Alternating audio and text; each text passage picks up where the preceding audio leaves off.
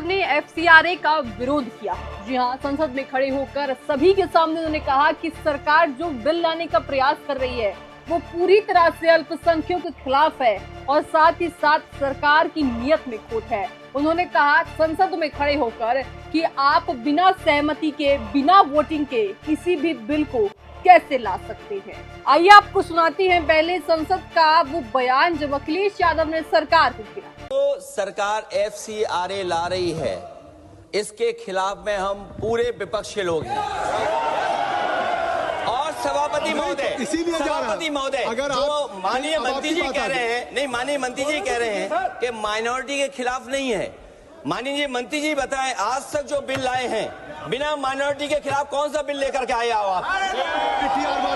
साफ तौर से देखिए यही दर्शाता है कि अखिलेश यादव हो, राहुल गांधी हो, तमाम विपक्षी नेता एफसीआरए का विरोध कर रहे हैं। दरअसल में उनका कहना है कि जो बिल लाने का प्रयास सरकार कर रही है वो पूरी तरह से गलत है और सरकार का कहना है कि इस बिल को आने के बाद ऐसे लोग जो धांधलीबाजी करते हैं, जो बाहर विदेश से फंड आता है उसका गलत इस्तेमाल भारत में करते हैं, उनको कहीं ना कहीं सबके सामने वो आ जाएंगे, सबके सामने वो उजागर हो जाएंगे और वो गलत काम करने से पहले डरेंगे, क्योंकि जब बिल आ जाएगा तो ऐसा गलत काम वो नहीं करेंगे।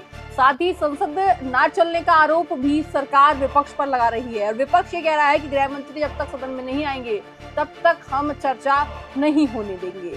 साफ तौर से देखिए ये दर्शाता है कि इनका आखिर विपक्ष का जो हमला है कब जाकर थमेगा। अखिलेश यादव ने साफ तौर से कहा है कि आप बिना चर्चा के बिल पास कैसे कर सकते हैं, किस संविधान में लिखा है कि आप बिना चर्चा के बिल पास करें। वही सरकार का कहना है कि आप जब संसद चलने नहीं देंगे, जब आप वोटिंग होने नहीं देंगे तो आखिर उसका समाधान किस तरह से निकाला जाए। तो देखा मोटा मोटी ये कह सकते हैं कि संसद का मॉनसून सत्र अब की बार पूरे हंगामे के साथ रहा है, क्योंकि विपक्ष सरकार को एक तो एफसीआरए बिल पर गिर रहा है, परिसीमन बिल पर घेर रहा है और साथ ही देखिए कहीं ना कहीं नीट पेपर पर घेर रहा है, राम मंदिर के विवाद पर घेर रहा है। वहीं सरकार का ये कहना है कि हम तमाम विषयों पर बात करने के लिए राजी हैं, लेकिन उसके बावजूद विपक्ष हंगामा करने से नहीं थम रहा है। तो देखा जाएगा कि आखिर जो उनका हंगामा है किस दिशा में जाता हुआ नजर आएगा। अखिलेश यादव का ये कहना है कि सरकार के कई बिल अल्पसंख्यकों के हितों के खिलाफ रहे हैं।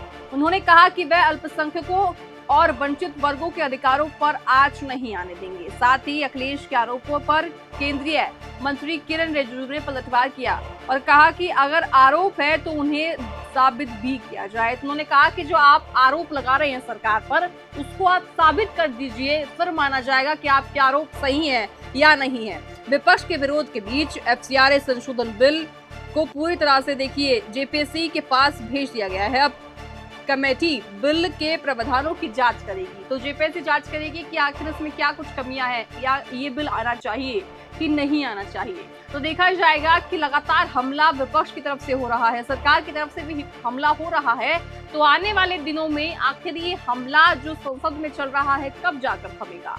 अखिलेश यादव पूरा अपने उत्तर प्रदेश विधानसभा चुनाव के मद्देनजर हर एक बयान दे रहे हैं, चाहे संसद में खड़े होकर हो, चाहे बाहर मीडिया कर्मियों से बात करते हुए हो।